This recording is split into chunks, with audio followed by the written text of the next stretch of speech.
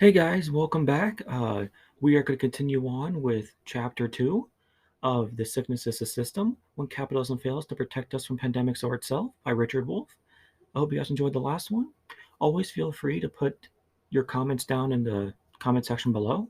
I am active always, so I will have time to converse with you guys and have a nice conversation. If you have any questions or just suggestions about the channel or maybe a topic in the book you want to talk about, I'm always free to do so. But other than that, let's go ahead and get back into our book. We have to understand that an economic system is judged by how well organized is the community it is supposed to serve. Virtually everyone understands that extreme inequality has enormously socially disruptive effects. I know that there are some of my friends who don't blame Mr. Trump for the divisiveness that rocks his country. And sure, he deserves a lot of blame. But to only blame him is to miss the point again. We have redistributed wealth upward to the wealth and income in our country over the last 40 years, away from the poor and middle class to a small group at the top. Nothing in the stimulus plan that is being discussed by the House and Senate addresses that fundamental flaw in our system.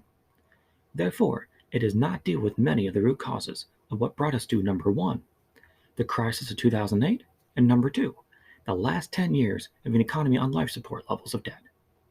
And three, the lack of preparedness over that time to develop a society capable of handling a serious viral outbreak. Our government, abetted by the media, doesn't want to look at any of it.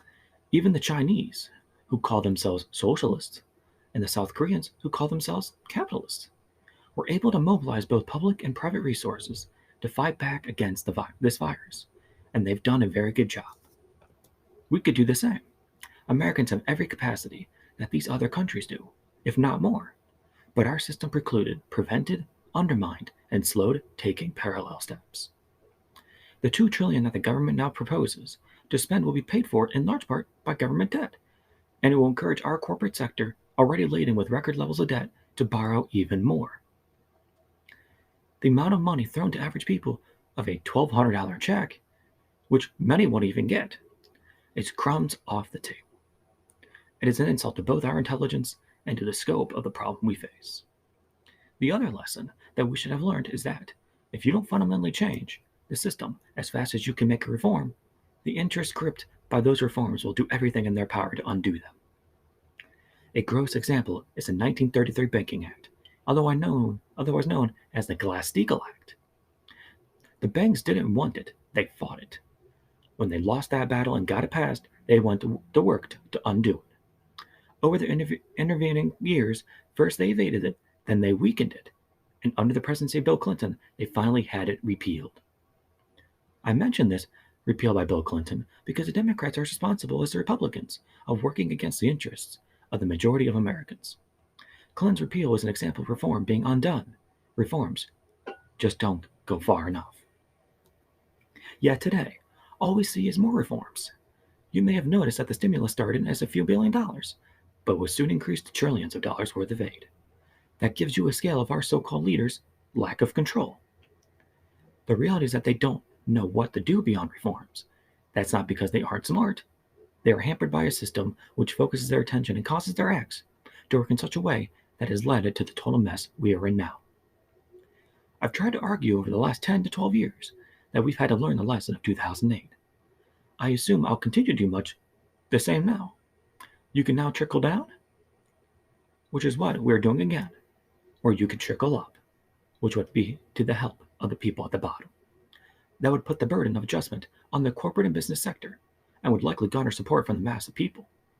At the very least, even if it didn't work, you'd have to help the majority instead. Our leaders help the minority at the top. For a country that calls itself democratic, that is a bizarre way to undertake economic policy.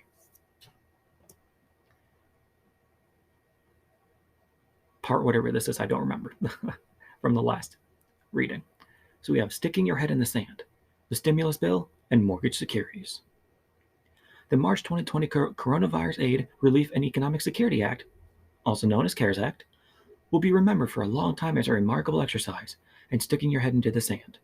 Everything about this bill is an attempt to look upon the current crisis as a temporary, short-term blip that needs to be addressed, so that we can get back to where we were before the virus hit. The fundamental flaw of this program is that it fails to undergo two things. One, that the economic condition of the United States and the world before the virus was not good, it was terrible. And number two, that the bad conditions of that economic system were precisely major contributors to what we are experiencing now. To see the same thing in another way, our current economic collapse is not attributable 100%, or anything like that, to the virus. It is at least equally a reflection of fundamental weaknesses, flaws, and structural imbalances in the capitalist economy. So far, nobody in either the Republican Party nor the Democratic Party has been able to point a finger at the capitalist system we live in and to pinpoint the severe weaknesses that make it vulnerable in the way exposed by this virus. They are not asking the difficult questions. In their minds, they have to spend trillions of dollars because if they don't, the game is over. So they're not interested in the details. They don't give a damn whether they help an industry that doesn't need it. That's all the window dressing for the evening news. They are desperate. Currently, not a lot of money is moving around in the system because everybody's hunkered down. Nobody's getting an income the way they did, and nobody is spending money the way they did.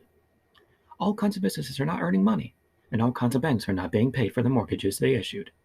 People either think or hope they don't have to continue payment, or they simply don't have the money to do so. So, the government got nervous that there would be a new housing crisis. Then the Fed bought more mortgage-backed securities in the hopes that it would leave banks feeling good about issuing more mortgages to keep the housing economy going. Because if banks don't issue mortgages, nobody can buy a house. And if you can't buy a house, the people trying to sell a house can't sell it. And that creates more economic stress. What the government hadn't counted on, because there's no planning, is that all kinds of dealers in mortgage-backed securities were terrified that the current crisis might lead to a rise in mortgage rates. Credit markets expected banks around the country to say that it's dangerous to give people money to buy a house because whatever income they had, they might not have in the next several months. So banks had been giving a kind of insurance to protect them against interest rates for housing going up. But because of the Fed's decision to buy up all those mortgage-backed securities, rates did the opposite. They drove interest rates down, but they still did not give any incentive for people to go borrow because of the crazy situation we're in. Nobody who's contemplating buying a house is going to go through with it now. It's too dangerous to get yourself loaded up with a 20 or 30-year mortgage. So, the disconnect between what people are doing in the way of buying homes and what the banks would do in this crazy time led the Feds to drive down interest rates after banks had purchased very expensive insurance against the opposite. This means that the banks and others who deal in mortgage-backed securities are now stuck. They spent a lot of money on insurance they didn't need, and now they don't have the money now to carry on their normal business. They've begged the Federal Reserve to undo today what it did yesterday. That is a crazy level of disorganization and chaos. You can count on President Trump to act. If he's asked about this, not as though he understands it, but to act as if it's all under control. But nothing is under control. This is uncharted territory, and the chaos in the mortgage market is just a symptom of what you're going to be seeing. Half of it will be hidden from us and will explode into the headlines the way the mortgage crisis just did. It's too early to say what the outcome of all this will be, but we don't have to speculate about whether or not the people will be defaulting on their mortgages. They already are. The chaos in the mortgage securities market is all about people who are not paying their mortgages, either because they have no income left within which to pay, or because they don't have to devote their income to the immediate priorities like food and heat. The only question now is what do you do in a system like ours, where you have a collapse of the economy throwing millions of people into a situation where they don't have the money with which to pay for housing. We're going to be seeing lots of crazy back and forth because government leaders literally don't know what they're doing. We're going to see this kind of chaos driven by the absurdity of trying to recreate the economy before the virus, which is crazy, because that economy is responsible for the collapse now as it is the virus itself. The next part, COVID-19 and the failures of capitalism. The desperate policies of panic-driven governments involve throwing huge amounts of money at the economy's collapse in response to the coronavirus threat. Monetary authorities create money and lend it at an extremely low interest rates to the major corporations, and especially big banks to get them through the crisis. Government treasuries borrow vast sums to get the collapsed economy back into what they imagine is the normal pre-virus economy. Capitalism's leaders are rushing to policy failures because of their ideological blinders. The problem of policies aimed to return the economy what it was before the virus hit is this. Global capitalism by 2019 was itself a major cause of the collapse in 2020. Capitalism's scars from the crashes of 2000 and 2008-09 had not healed. Years of low interest rates had enabled corporations and governments to solve all their problems by borrowing limitlessly at almost zero interest rate costs. All the new money pumped in economies by central banks had indeed caused the feared inflation, but chiefly in stock markets whose prices consequently spiraled dangerously far away from underlying economic values and realities. Inequalities of income and wealth reached historic highs. In short, capitalism had built up vulnerabilities to another crash that any number of possible triggers could unleash. The trigger this time was not the dot-com meltdown of 2000 or the subprime meltdown of 2008-09. It was a virus. And of course, mainstream ideology requires focusing on that trigger, not the vulnerability. Thus, mainstream policies aim to reestablish pre-virus capitalism. If they succeed, that will return us to a capitalist system whose accumulated vulnerabilities will soon again collapse from yet another trigger. In the light of the coronavirus pandemic, I focus criticism on capitalism and the vulnerabilities it has accumulated for several reasons. Viruses are part of nature. They have attacked human beings, sometimes dangerously, in both distant and recent history. In 1918, the Spanish flu killed nearly 700,000 in the United States and millions elsewhere. Recent viruses include SARS, MERS, and Ebola. What matters to the public is each society's preparedness, stockpile tests, masks, ventilators, hospital beds, trained personnel, etc. To manage dangerous viruses. In the US, such objects are produced by private capitalist enterprises whose goal is profit. It was not profitable to produce and stockpile such products. That was not, and is still not being done.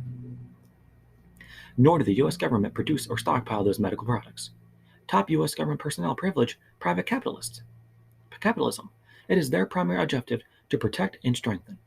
The result is that neither private capitalism nor the US government performed the most basic duty of any economic system, to protect and maintain public health and safety. To protect and maintain public health, U.S. capitalism's response to the coronavirus pandemic continues to be what it has been since December 2019. Too little, too late, it failed. It is the problem. The second reason I focus on capitalism is that the responses today, economic collapse by Trump, the GOP, and most Democrats, carefully avoid any criticism of capitalism. They all debate the virus, China, foreigners, and all the politicians, but never the system they all serve. When Trump and others press people to return to churches and jobs despite risking their lives and others' lives, they place reviving a collapsed capitalism ahead of public health. The third reason capitalism gets blamed here is that the alternative systems, those not driven by a profit-first logic, can manage viruses better. While not profitable to produce and stockpile everything needed for a viral pandemic, it is efficient. The wealth already lost in this pandemic far exceeds the cost to have produced and stockpiled the tests and ventilators, the lack of which is contributing so much to today's disaster. Capitalism often pursues profit at the expense of more urgent social needs and values.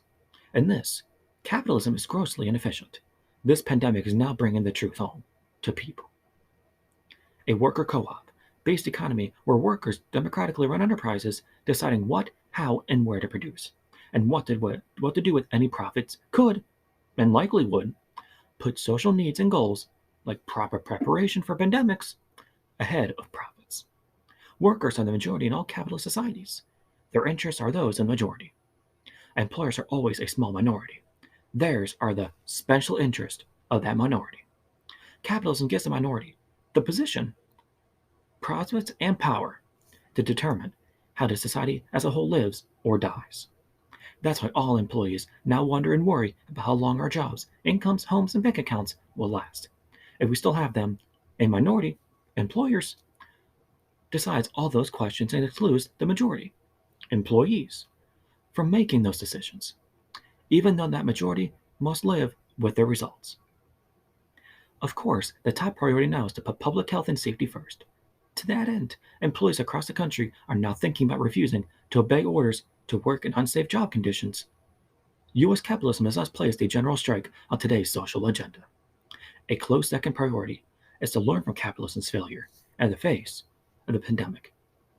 We must not suffer such a dangerous and unnecessary social breakdown again. Thus, system change is now also moving on to today's social agenda.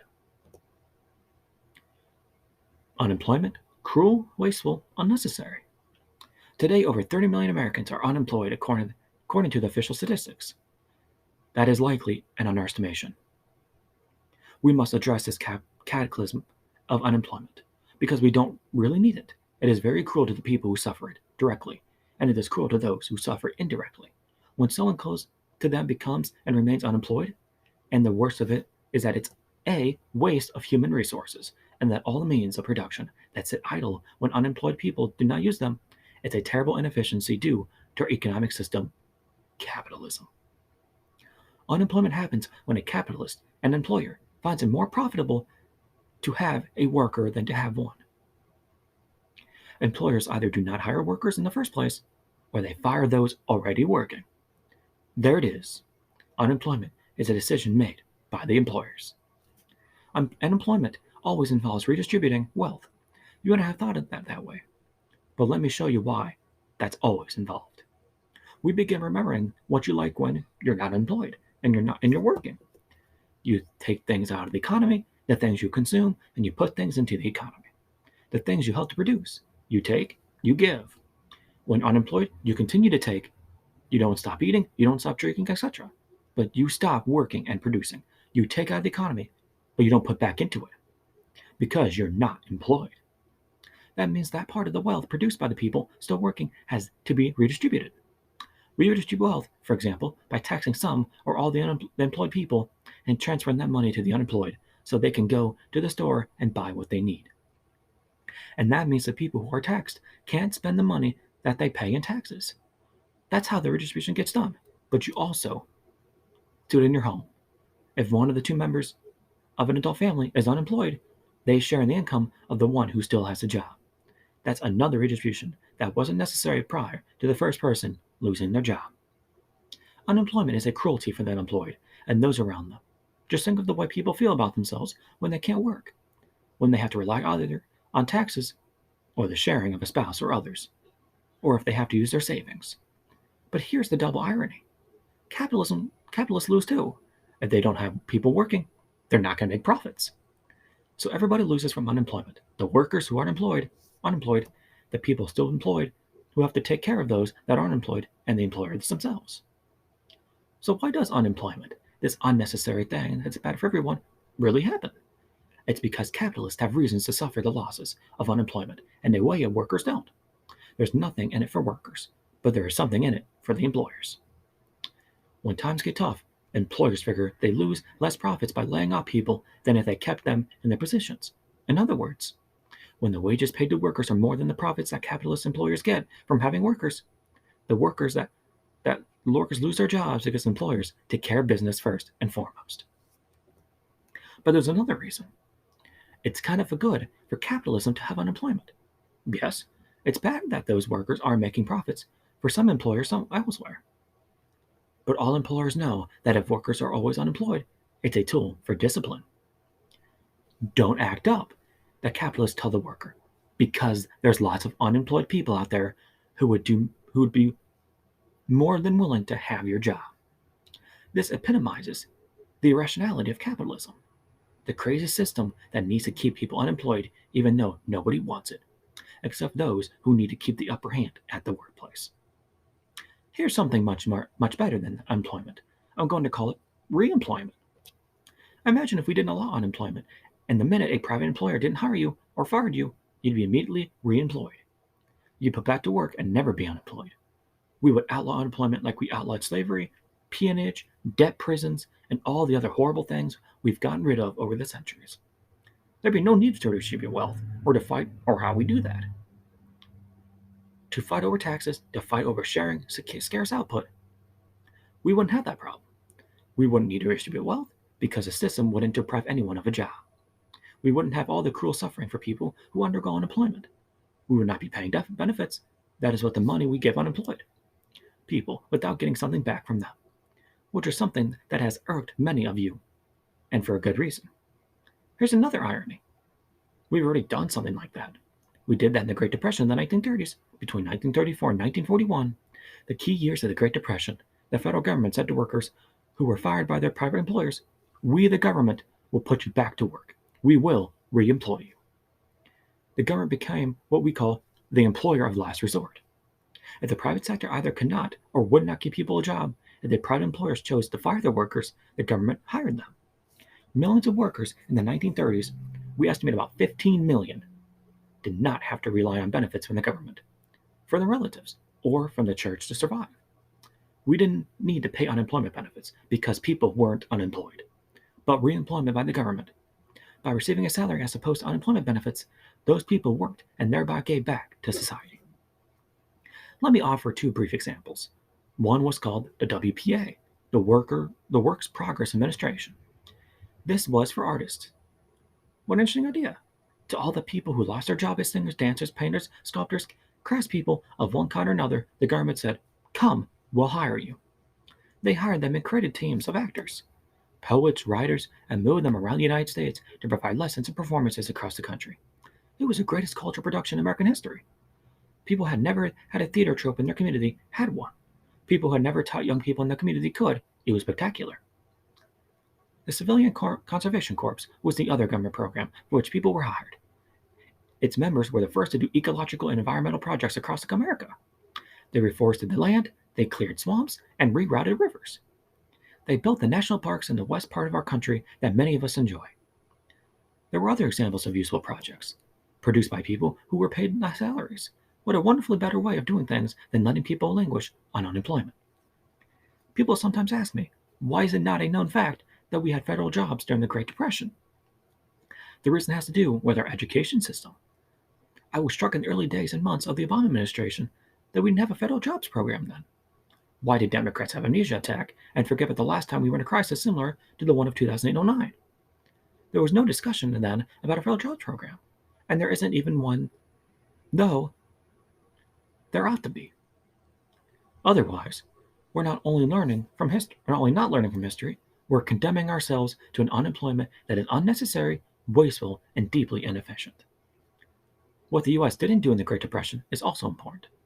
They could have reemployed the unemployed by establishing worker co-ops, saying to unemployed people, "Here, we're going to give you the funds and the system, setting up your own collective co-op business."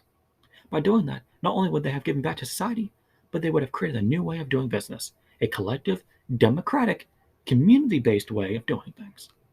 It could have built a whole cooperative sector in the American economy that would allow all Americans to compare what's that like and maybe understand that'd be better than the capitalist, hierarchical, top-down system. We would have learned a new way to produce, organize, and build democracy starting from the workplace, where it's long overdue. Today, we have a program that combines jobs created by the federal government and worker co-ops, in which the federal government provides support, the encouragement, the funds, and then writes contracts with such worker co-ops to produce goods and services for the United States to consume. We could even give unemployed people a choice between unemployment and reemployment, and build in the incentives toward the most socially desirable choice, the latter. What you earn in a worker co-op or federal job would be more than what you get from simply sitting unemployed. What could the reemployment be used for? What could unemployed people get back to society if they were given the opportunity? First, a national mass testing program, which has become necessary for the last 2 months at least. We could use thousands, millions even, of the unemployed to do this kind of testing quickly. At the time this episode was recorded, less than 2% of Americans had been tested for COVID-19. The unemployed people who are not infected should be known and identified so that they can be trained to be testers. The not infected are the ones who should be sent back to the work the soonest, because they endanger neither the public they interact with nor another. Subsequent testing would have to be done continuously, something a few people seem to not understand. Asymptomatic people are not as safe as those who test negative, but are nevertheless likely to spread the disease because they don't, for instance, cough as frequently as symptomatic individuals. The latter are the ones that need help with treatment and quarantine periods. A national mass testing program would keep us safe and allow us to return to work, something many want, in a safe way. Not setting up a mass testing program thanks to the labor of the currently unemployed is unnecessary, wasteful, and deeply inefficient. We shouldn't let a capitalist system drive us this way. The unemployed want a job, we need the testing, and this capitalist system can't put 2 and 2 together. Second, we could use unemployment. We unemployed people to do what private capitalists didn't do. The unemployed could produce, stockpile, and monitor test kits, masks, gloves, ventilators, beds, hospitals, ICUs. In other words, we could be prepared for the next wave of this coronavirus or any other virus or pandemic that comes. We could have the preparation using the unemployed to make sure that doesn't happen again. That will give unemployed people very meaningful work that is very socially useful and that we badly need. We also have to reorganize all the factories, the offices, and the stores so that they are safe. That means reconfiguring where all the machines, the desks, and the counters are so that we can remain far enough apart to be safe.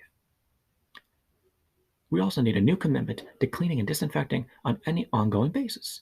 There need to be people trained in how best to do that, with the least disruption to the life of a factory, of an office, or a store. The unemployed could be made to be those trained people. All of these unemployed teachers from kindergarten through college could be organized to do tutoring. Millions of people need to learn, need to be educated, both school children and adults. Let's have a real continuing education mentality.